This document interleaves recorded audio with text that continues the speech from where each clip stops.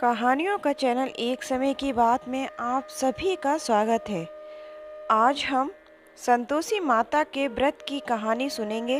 यह व्रत शुक्रवार को किया जाता है। कथा इस प्रकार है। एक समय एक बुढ़िया थी। उसके 7 पुत्र थे। उन 7 पुत्र में 6 कमाने जाते थे, लेकिन एक निकम्मा था। बुढ़िया माँ 6 पुत्रों की रसोई बनाती थी और उन्हें बहुत अच्छे से भोजन कराती थी। पीछे से जो कुछ भी झूठा बचता था सो वो 7वें पुत्र को दे देती थी। परंतु 7वां पुत्र बहुत ही भोला भाला था। वह कुछ भी विचार नहीं करता था और जो माँ उसको परस कर देती थी वह बहुत खुश होकर खा लेता था। उसकी पत्नी हमेशा काम में लगी रहती थी।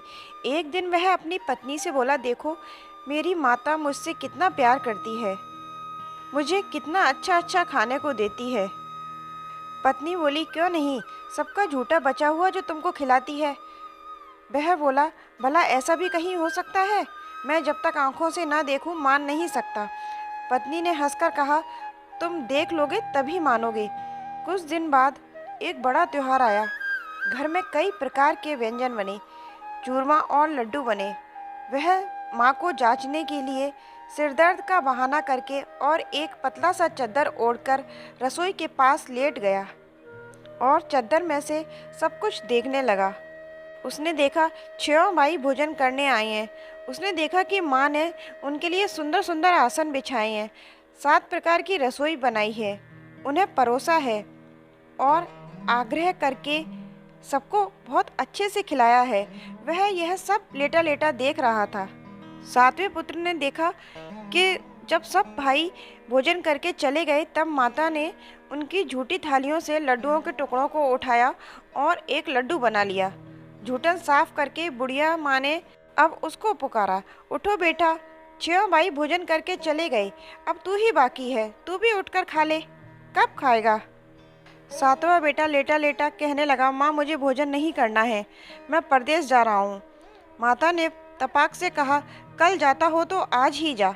वह बोला, हाँ हाँ आज ही जा रहा हूँ। यह कहकर वह घर से निकल गया। चलते समय उसे अपनी पत्नी की याद आई। वह गौशाला में कंडे थाप रही थी। वहीं जाकर उससे बोला, हम जावे परदेस को आवेंगे कुछ काल, तुम रहियो संतोष से धर्म आपनो पाल।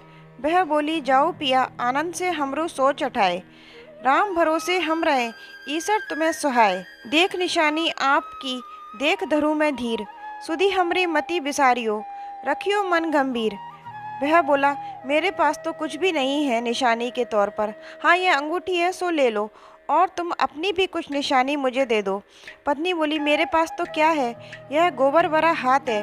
यह कहकर पत्नी ने उसकी पीठ पर एक गोबर की हाथ की छाप लगा दी। छाप लेकर वह चल दिया। चलते चलते वह एक दूर देश में पहुंचा। वहां पर एक साहूकार की दुकान थी। वहां जाकर कहने लगा, भाई मुझे नौकरी पर रख लो। वहां पर एक साहूकार की जरूरत थी। 7वां बेटा परदेश में जाके नौकरी पर लग गया। वह सवेरे 7 बजे से रात तक नौकरी करने लगा। कुछ दिनों में दुकान का सारा लेन देन, हिसाब किताब, ग्राहकों को माल बेचना, सारा काम करने लगा। साहूकार के 7-8 नौकर थे। वह अब चक्कर खाने लगे कि यह तो बहुत होशियार बन गया है। सेठ ने भी काम देखा और 3 महीने में उसे आधे मुनाफे का साझीदार बना लिया। वह 12 वर्ष में ही नामी सेठ बन गया और मालिक सारा काम उसको सौंप कर विदेश चला गया। अब बहू पर क्या बीतती है वह सुनो। सास ससुर उसे बहुत दुख दे रहे थे। वहाँ सारी गृहस्थी का काम करके वह लकड़ी लेने जंगल जाती थी। इस बीच घर की रोटियों के आटे से जो भूसी निकलती थी उसकी रोटी बनाकर उसके लिए रख दी जाती थी और जो फूटे नारियल का खोपड़ा होता है उसमें उसको पानी दे दिया जाता था। इस तरह उसके दिन बीत रहे थे। एक दिन वह लकड़ी लेने जा रही थी कि रास्ते में बहुत सी स्त्रियां संतोषी माता का व्रत करती दिखाई दी। वह वहां खड़ी होकर कथा सुनकर बोली, बहनों तुम यह किस देवी की पूजा कर रही हो और इसके करने से क्या फल मिलता है? इस व्रत को करने की क्या विधि है? यदि तुम अपने व्रत का विधान मुझे बताकर समझाओगी तो मैं तुम्हारा एहसान मानूंगी। तब उनमें से एक स्त्री बोली, सुनो यह संतोषी माता का व्रत है। इसको करने से निर्धनता, दरिद्रता का नाश होता है और लक्ष्मी आती है। मन की सारी चिंताएं दूर होती हैं।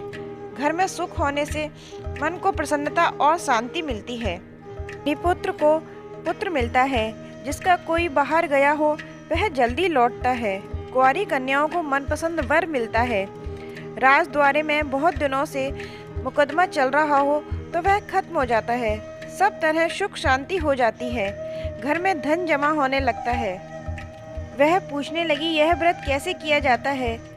आप सभी मुझे बताएंगी तो आपकी बड़ी कृपा होगी।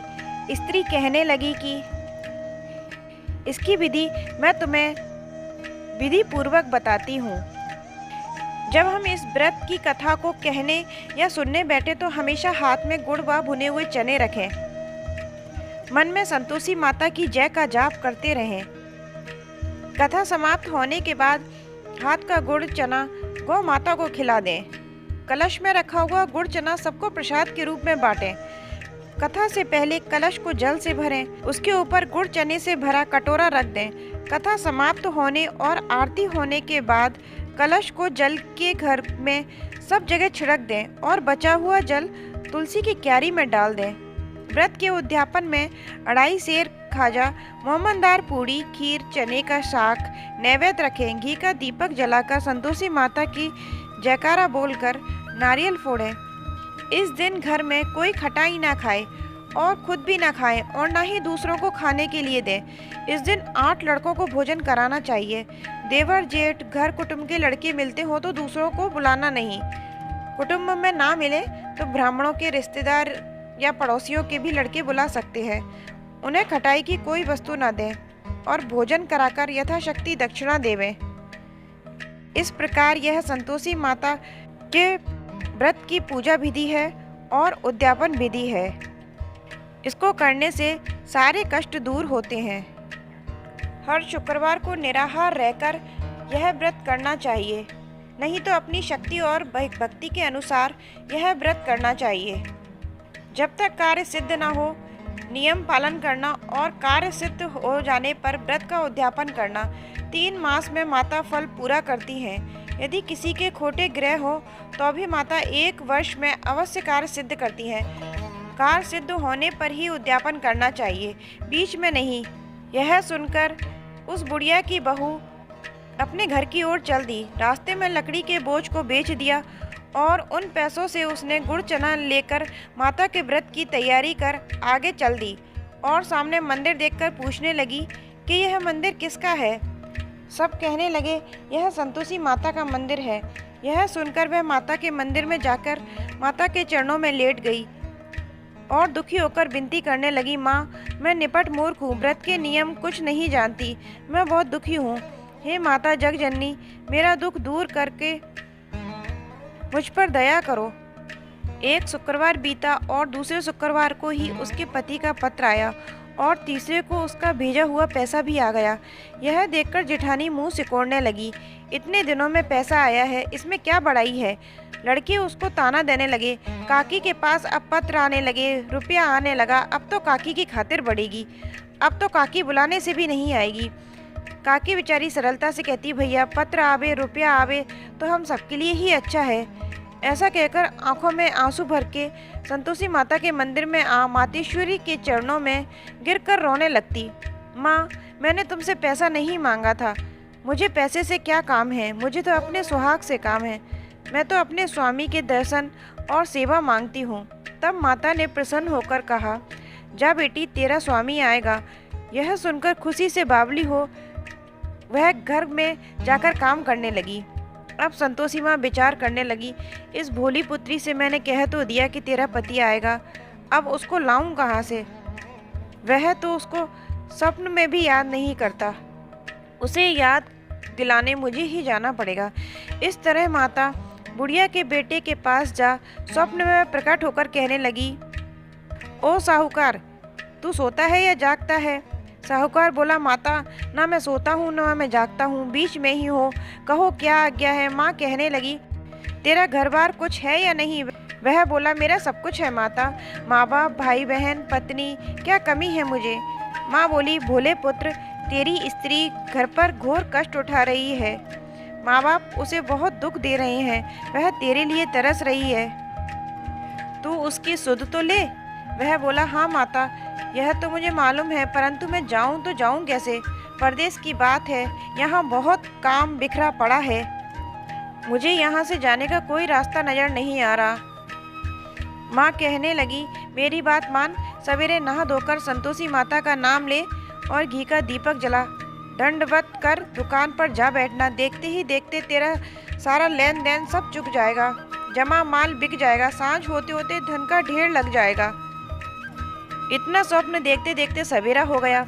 वह जल्दी से उठा, उसने लोगों से अपने सपने की बात कही तो सब लोग उसकी हंसी उड़ाने लगे, कहीं सपने भी सच होते हैं। पर एक बूढ़ा व्यक्ति बोला, देख भाई, मेरी बात मान, इस प्रकार सांस झूठ छोड़ और जैसे देवी माता ने कहा है वैसा ही कर। उस बूढ़े की बात मान साहूकार जल्दी से स्नान कर संतोषी माता को दंडवत प्रणाम कर घी का दीपक जलाकर दुकान पर जा बैठा।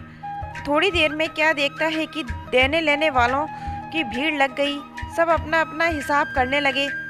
कोठे से भरे सामानों के खरीदार नगद दाम में सौदा करने लगे। शाम तक धन का ढेर लग गया। माता का चमत्कार देखकर प्रसन्न होकर मन में माता का नाम लेकर वह सारा माल समेटकर घर की ओर चल दिया। वहाँ बहू बेचारी जंगल में लकड़ी लेने जाती है, लौटते वक्त माँ के मंदिर पर विश्राम करती है। वह तो उसका रोजाना रुकने का स्थान था। दूर से धूल उड़ती देखकर वह माता से पूछती है, हे माता, यह धूल कैसी उड़ रही है? माँ कहती है, हे पुत्री, तेरा पति आ रहा है, अब तू ऐसा कर, लकड़ियों के 3 बोझ बना ले, एक नदी किनारे रख, दूसरा मेरे मंदिर पर और तीसरा अपने सिर पर रख।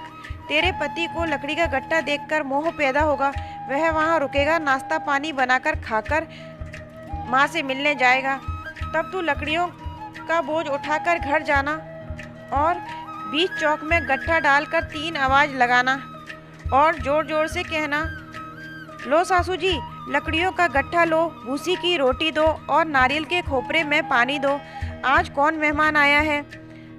माँ की बात सुन बहू बहुत अच्छा माता कहकर प्रसन्न होकर लकड़ियों के 3 गट्टे ले आई। एक नदी के तट पर, एक माता के मंदिर पर रखा। इतने में ही एक मुसाफिर आ पहुंचा। सूखी लकड़ी देखकर उसकी इच्छा हुई कि अब यहीं विश्राम करे और भोजन बनाकर खाकर ही गांव जाए। इस प्रकार भोजन बना विश्राम कर वह गांव को गया, सबसे प्रेम से मिला। उसी समय बहू सिर पर लकड़ी का गट्टा लिए आती है, लकड़ी का भारी बोझ आंगन में डाल जोर से 3 आवाज़ लगाती है, लो सासू जी, लकड़ी का गट्टा लो, भूसी की रोटी दो, नारियल के खोपड़े में पानी दो, आज कौन मेहमान आया है? यह सुनकर सास बाहर आ गई और अपने दिए हुए कष्टों को भुलाते हुए कहती है, बहू ऐसा क्यों कहती है? तेरा मालिक ही तो आया है, आ बैठ, मीठा भात का भोजन कर, कपड़े गहने पहन। इतने में आवाज़ सुन उसका स्वामी भी बाहर आ जाता है और अंगूठी देखकर व्याकुल हो जाता है। माँ से पूछता है, माँ यह कौन है? माँ कहती है, बेटा यह तेरी पत्नी है, आज 12 वर्ष हो गए जब से तू गया है, तब से ये सारे गांव में जानवर की तरह भटकती फिरती है, काम काज घर का कुछ करती नहीं, 4 समय आकर खाती है। अब तुझे देख भूसी की रोटी और नारियल के खोपड़े में पानी मांगती है। वह लज्जित हो बोला, ठीक है माँ, मैंने इसे भी देखा है और तुम्हें भी देखा है, अब मुझे तुम दूसरे घर की ताली दे दो जिससे कि मैं उसमें रहूं। तब माँ बोली, ठीक है बेटा, तेरी जैसी मर्जी, कहकर ताली का गुच्छा पटक दिया। उसने ताली लेकर दूसरे कमरे में जो तीसरी मंजिल के ऊपर था खोलकर सारा सामान जमाया। एक दिन में ही वहाँ राजा के महल जैसा ठाट बाट हो गया। अब क्या था, वह दोनों सुखपूर्वक रहने लगे। इतने में अगला शुक्रवार आया। पत्नी ने अपने पति से कहा कि अब मुझे संतोषी माता के व्रत का उद्यापन करना है। पति बोला, बहुत अच्छा, खुशी से करो। वह तुरंत ही उद्यापन की तैयारी करने लगी। जेठ के लड़कों को भोजन के लिए कहने लगी। सबने मंजूर तो किया, परंतु पीछे जिठानी अपने बच्चों को सिखलाती है, देखो भोजन के समय तुम सब लोग खटाई मांगना, जिससे उसका उद्यापन पूरा ही ना हो। लड़के जीवने आए, खीर पेट भरकर खाई, परंतु याद आते ही कहने लगे, हमें कुछ खटाई दो, खीर हमें भा नहीं रही। बहू कहने लगी कि खटाई किसी को नहीं दी जाएगी, यह तो संतोषी माता का प्रसाद है। लड़के तुरंत उठकर खड़े हो गए, बोले, पैसा लाओ। बोली बहू कुछ नहीं जानती थी, सो उसने पैसे दे दिए। लड़के उसी समय जाकर इमली खाने लगे। यह देखकर बहू पर संतोषी माता जी का कोप हो गया। राजा के दूत उसके पति को पकड़ कर ले गए। जेठ जिठानी मन माने खोटे वचन कहने लगे। लूट लूट कर धन इकट्ठा कर लाया था, सो राजा के दूत पकड़ कर ले गए। अब सब मालूम पड़ जाएगा जब जेल की हवा खाएगा। सब लोग इस तरीके के ताने मारने लगे। बहू से यह वचन सहन नहीं हुए। रोती रोती वह माता के मंदिर में गई। हे माता, तुमने यह क्या किया? हंसा हंसा कर अब क्यों रुलाने लगी? माता बोली, पुत्री, तूने उद्यापन करके मेरा व्रत भंग किया है। इतनी जल्दी सब बातें भुला दी। वह कहने लगी, माता, भूली तो कुछ नहीं हूँ, ना ही कुछ अपराध किया है। मुझे तो लड़कों ने भूल में डाल दिया। मैंने भूल से उन्हें पैसे दे दिए। मुझे क्षमा कर दो माता। माँ बोली, ऐसी भी भूल कहीं होती है क्या? वह बोली, माँ, मुझे माफ़ कर दो, मैं फिर से तुम्हारा उद्यापन करूँगी। माँ बोली, अब भूल मत करना। वह बोली, अब कोई भी भूल नहीं करूँगी। माँ बोली, जा पुत्री, तेरा पति तुझे रास्ते में ही आता दिखाई देगा। वह घर को चली। राह में पति आता मिला। उसने पूछा, तुम कहाँ गए थे? तब वह कहने लगा, इतना धन कमाया है कि उसका टैक्स राजा ने मांगा था, वह भरने गया था। वह प्रसन्न होकर बोली, भला हुआ, अब घर चलो। कुछ दिन बाद फिर शुक्रवार आया। वह बोली, माता का मुझे उद्यापन करना है। पति ने कहा, ठीक है। वह फिर जेठ के लड़कों को भोजन के लिए कहने गई। जेठानी ने एक दो बातें सुनाई और फिर से लड़कों को सिखा दिया कि तुम पहले खटाई ही मांगना। लड़के कहने लगे, हमें खीर नहीं खाना, हमें नहीं भाती ये, जो भी है हमें तो खटाई खाने को दो। वह बोली, खटाई खाने को नहीं मिलेगी, आना है तो आओ। उसके बाद वह ब्राह्मणों को भोजन कराने लगी। यथाशक्ति उसने दक्षिणा की जगह उन्हें एक एक फल दिया। इसमें संतोषी माता प्रसन्न हो गई। माता की कृपा होते ही 9वें मास उसको चंद्रमा के समान सुंदर पुत्र पैदा हुआ। पुत्र को लेकर प्रतिदिन वह माता के मंदिर जाने लगी। माँ ने सोचा कि यह रोज आती है, आज क्यों ना मैं ही इसके घर चलूं, इसका आसरा देखूं तो सही। यह विचार करके माता ने एक भयानक रूप बनाया। गुड़ और चने से सना मुख, ऊपर के सूंड के समान होठ, उस पर मक्खियाँ भिनभिना रही थी। दहलीज में पाँव रखते ही सास चिल्लाई, देखो रे, कोई चुड़ैल डाकिन आ रही है। लड़कों, इसे भगाओ, नहीं तो किसी को खा जाएगी। लड़के डरने लगे और चिल्लाकर खिड़की बंद करने लगे। छोटी बहू रोशनदान से देख रही थी। प्रसन्नता से पगली होकर चिल्लाने लगी, आज मेरी माताजी मेरे घर आई हैं। यह कहकर बच्चे को दूध पिलाने से हटाती है। इतने में सास का क्रोध फूट पड़ा। वह बोली, इसे देख कैसी उतावली हुई है जो बच्चे को पटक दिया। इतने में माँ के प्रताप से जहाँ देखो वहीं लड़के ही लड़के नजर आने लगे। वह बोली, माँ जी, मैं जिनका व्रत करती हूँ यह वही संतोषी माता हैं। इतना कहकर झट से सारे घर के किवाड़ खोल दिए। सबने माता के चरण पकड़ लिए और विनती कहकर कहने लगे, हे माता, हम मूर्ख हैं, हम अज्ञानी हैं, तुम्हारे व्रत की विधि हम नहीं जानते। तुम्हारा व्रत भंग करके हमने बहुत बड़ा अपराध किया है। हे माता, हमारा अपराध क्षमा करो। इस प्रकार माता प्रसन्न हुई। माता ने बहू को जैसा फल दिया वैसा सबको देना और सबके कष्ट दूर करना। जय संतोषी माता।